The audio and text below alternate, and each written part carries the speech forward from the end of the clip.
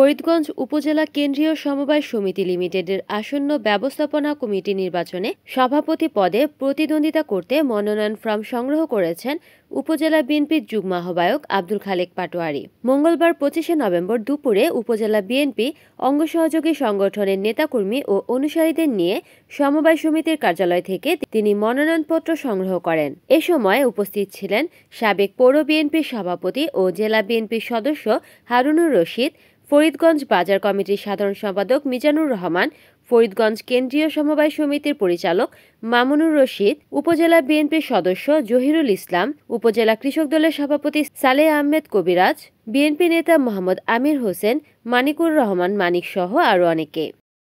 Report করেছেন চাঁদপুর প্রতিনিধি Mohammad Kamrul Islam, NN TV।